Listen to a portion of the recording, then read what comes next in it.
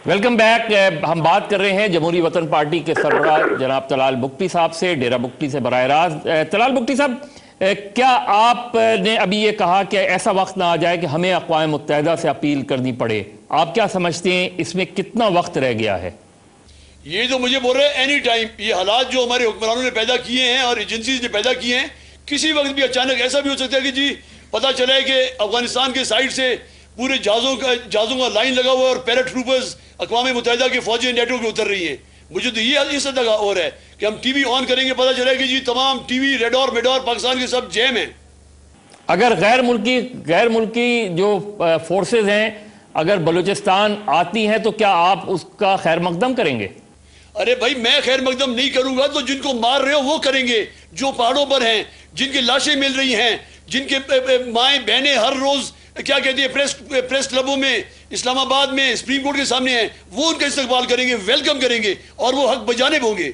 और मेरा ख्याल है अहले पंजाब भी इसमें हाँ में हाँ मिलाएगा कि बिल्कुल इस हद तक हालात खराब हो गए। बल्कि कल मियाँ साहब का आपने तकरीर नहीं सुना था, कहीं तकरीर कर रहा था और पुराने गाने याद कर रहा था, रहमान के वो जो रहमान एक टांग खराब था उसकी फिल्मों को याद करा रहा था, ईस्ट पाकिस्तान का समा रो रहा था मियाँ साहब। तलाल साहब, ये बताएं कि जो पाकिस्तान भर की जो अवाम है वो बलूचिस्तान के बारे में बहुत तशवीश का इजहार करते हैं, चाहे वो पंजाबी स्पीकिंग हो, उर्दू स्पीकिंग हो, सिंधी स्पीकिंग हो, सराइकी स्पीकिंग हो, पश्तो स्पीकिंग हो। लेकिन जब गैर बलोची वहाँ मारे जाते हैं तो फिर लोगों की वो हमदर्दी आप समझते हैं कि बलूचिस्तान के लोगों के साथ रहेगी? मैं आपको एक छोटी सी बात बताऊं, इससे मिलता जुलता। आज से कोई 2, 2.5, 3 साल पहले ये मुशर्रफ का दौर था, आखिरी दौर था। इधर पट फीडर एक जगह एक नहर है, पट फीडर, वहाँ हमारी ज़मीनें हैं घाड़ी में, कोई 1200 एकड़ ज़मीन है। तो शादीन जाके वहाँ फसल उठा रहा था तो उस वक्त ब्राह्मदे के आदमी रॉकेट मार रहे थे, ज़ाहिरी की जी ब्राह्मदे के आदमी हैं, रॉकेट मार रहे थे किलों पर, हमारे किले पर। अंदर से शादीन वगैरह भी जवाबी दिफा कर रहे थे। तो आखिर उन्होंने शादीन के मुजाहिदों ने घेरा दे के उन रॉकेट मारने वाले 8 आदमी पकड़े। तो 2 घंटे बाद मिलिट्री इंटेलिजेंस का हेड जो था सुई में, मेजर अली, उसका फ़ोन आया, फ़ौरन इनको छोड़ दो। शादी ने बोला मैं नहीं छोड़ता, तुम कौन होते हो? ये हमने पकड़े हैं और हम इनके खिलाफ कार्रवाई करेंगे। फैसला खैर ये हुआ कि इनको हमारे हवाले करो, SP जैकमाबाद आएगा और उसके हवाले करो, ये प्रोसिक्यूट होंगे, इनके खिलाफ कानूनी कार्रवाई होगी।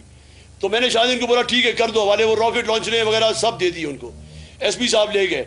अगले दिन पता चला 2 दिन बाद वो जाफराबाद में दूध पत्ती चाय पी रहे हैं। यानी वो आदमी जो ब्राह्मदा को जाहिर कर रहे थे कि हम आपके आदमी हैं, शादीन को रॉकेट मार रहे हैं, वो थे MI के, यानी दोनों से पैसे खा रहे थे। तो जो पंजाबियों के मार रहे हैं गारंटेड है इसमें ये शार्प शूटर्स हैं, साबका कमांडोज हैं, एजेंसीज कर रहे हैं। ऐसा अफरा तफरी हो रहा है कि पता नहीं चल रहा है, खुदा न खासा पाकिस्तान टूट जाए, अल्लाह ताला इन पर अपना कहर नाजिल करे, इनका हमें तो पता नहीं चल रहा कि कर क्या रहे हैं। अब तक आपके पास जो इत्तलात हैं, कितने बलोची जो हैं इस वक्त गुमशुदा हैं? 13,000 बुगटी मेरे हिसाब से गायब है। इसका एग्जैक्ट अंदाजा उस वक्त होगा, पता चलेगा जब फौजें FC एजेंसीज बुगटी से इनखला करें, तमाम बुगटीज वापस आके डेरा बुगटी में, बुगटी एजेंसी में आबाद हो जाएं, जो अफगानिस्तान वाले हैं वो भी वापस आ जाएं। फिर गिनती होगा, किसी का बाप गायब होगा, किसी का बहन गायब होगा, किसी का पोता गायब होगा, फिर एग्जैक्ट गिनती का पता चलेगा। मेरे हिसाब से 13,000 14,000 बुगटी गायब है। और आपने जो जनरल मुशर्रफ के हवाले से बात की थी कि आपने उनके सर की कीमत रखी थी, जी रखी थी नहीं, रखी है। सिर्फ मैंने नहीं, उसको तमाम आलम इस्लाम ने वाजिबुल कत्ल करार दिया है। यानी अल्लाह ताला उसको कह रहा है कि इसको मार दो। इसने कुरान पाक को शहीद किया है, लाल मस्जिद में जो किया है उसमें ये इस्लाम की रूह से वाजिबुल कत्ल है। इस्लाम का यानी इस्लाम के क़वानीन तमाम रसूलुल्लाह पर आसमानों से उतरे हैं। आसमान का फैसला है कि इस बदमाश को मार दो, कत्ल कर दो इसको, ये वाजिबुल कत्ल है। लेकिन ये जो आप बात कर रहे हैं तलाल साहब, आप एक बहुत ही प्रोग्रेसिव जमात के सरबराह हैं, आप नहीं समझते कि जो जनरल मुशर्रफ ने किया नवाब बुगटी के साथ जुल्म, इस तरह की कॉल देना आपकी तरफ से या आपकी तरफ से ये बात करना, ये आप नहीं समझते कि ये एक तरक्की पसंदाना सोच के खिलाफ है? अच्छा, ये तरक्की पसंदाना सोच के खिलाफ है। अमेरिका सबसे तरक्की याफ्ता है, रोजाना लोगों को गैस चैम्बर में डाल के फांसी दी जा रही है और किसी को जहर का टीका मारा जा रहा है। हमीदुल्लाह कांसी के भाई को अमेरिका में ले जाके हमारे अपने दलालों ने उसको अमेरिका के हवाले करवाया, हमारे लोगों ने उसको जहर का टीका दे के मारा नहीं। सबसे वो तरक्की पसंद मुल्क है। کیا ہوگی آپ کو؟ نہیں تو آپ پھر اس سلسلے میں جو صورتحال ہے اس وقت کہ جنرل مشرف آپ پہ الزام لگاتے ہیں کہ آپ جا کے رائے ونڈ میں ٹھہرا کرتے تھے، شاذین رائے ونڈ میں ٹھہرا کرتا تھا انڈیا، وہ تو جنرل مشرف کا جو آؤٹ بسٹ ہے وہ سب کی سمجھ میں آتا ہے کہ وہ اس چیز کو، لیکن آج کی حکومت یا آج کی اسٹیبلشمنٹ جنرل مشرف کی پالیسی کو کیوں فالو کر رہی ہے؟ اگر حکومت کی سطح پہ ہم کہیں بھی کہ حکومت بے بس ہے، جس طرح آپ کی باتوں سے لگا مجھے، تو کیا اسٹیبلشمنٹ بھی بے بس ہے؟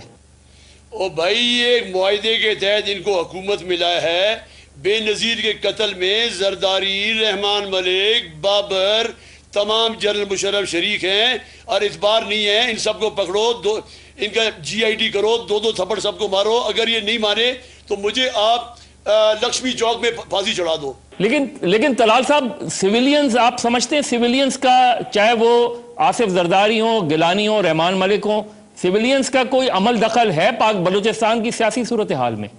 اور بھائی ان کو کوئی دلچسپی نہیں ہے، ان کے اختیار دائرہ اختیار سے باہر ہے، بلکہ وہ ان ایجنسیوں کے دلال ہیں جو کہ بلوچستان میں کارروائی کر رہے ہیں۔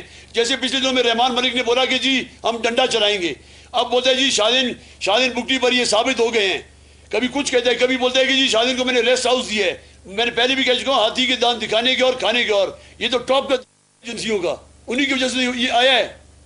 طلال صاحب، آخر میں یہ بتا دیں کہ حکومت کے پاس یا پاکستان کی اسٹیبلشمنٹ کے پاس بلوچستان کے حل کے لیے کتنا وقت رہ گیا ہے؟ میں عرض دوبارہ کر رہا ہوں، پہلے بھی کر چکا ہوں، مجھے تو اس حد تک شک ہے کہ کہیں آج رات ہی میں سویا نہ ہوں، پتہ چلا ہے کہ تمام بجلی فیل ہو گئے، موبائلیں آن کروں بند ہیں اور ٹی وی آن کروں تمام سسٹم آف ہیں، پتہ چلا ہے کہ جی افغانستان سے پورا جیسے کہ کیا کہتے ہیں سیزن میں بدخ آتے ہیں رشیا سے، اس طرح پورا وہ کانوائی آ رہا ہے، کیا کہتے ہیں بمباروں کا، اور اس میں اقوام متحدہ کی فوجی اتر رہی ہیں کہ بھئی تم کیا بدماشی کر رہے ہو۔ بہت بہت شکریہ طلال بگٹی صاحب ہم سے بات کرنے کا۔ یہ تھے جمہوری وطن پارٹی کے سربراہ جناب طلال بگٹی صاحب، اور بلوچستان کے حوالے سے جو ان کا مضبوط موقف ہے اس کو بیان کر رہے تھے۔ طلال بگٹی صاحب کی باتوں سے کوئی ایگری کرے یا نہ کرے، ان کی تجاویز سے کوئی ان کو مانے نہ مانے، لیکن یہ بات حقیقت ہے کہ بلوچستان میں ڈس اپیرنس کی تعداد پاکستان کی تاریخ میں کبھی بھی اتنی نہیں ہوئی جتنی اس وقت ہے، اور یہ بات بھی اپنی جگہ بالکل اٹل ہے کہ اگر بلوچستان کی صورتحال کو سنجیدگی سے نہیں لیا گیا تو علیحدگی پسندانہ سوچ میں اضافہ ہوگا، جس طرح ہو رہا ہے پچھلے چند سالوں میں۔ اس کو بچانے کا صرف ایک ہی مسئلہ، ایک ہی حل ہے، اور وہ یہ کہ پورا پاکستان اس کے بارے میں سوچے اور بلوچستان کے لوگوں کو مطمئن کرے کہ وہ پاکستان کا حصہ ہیں، پاکستان کا حصہ رہے ہیں اور پاکستان کا حصہ رہیں گے۔ یہ صرف زبانی جمع خرچ نہیں ہوگا، یہ صرف بلوچستان کے نام نہاد پیکج سے مسئلہ حل نہیں ہوگا، بلکہ صحیح معنوں میں بلوچستان کے مسئلے کے حل کے لیے سنجیدہ کوششیں کرنی چاہیے، سویلین لیول پہ بھی اور نان سویلین لیول پہ بھی۔ اجازت چاہتا ہوں، خدا حافظ۔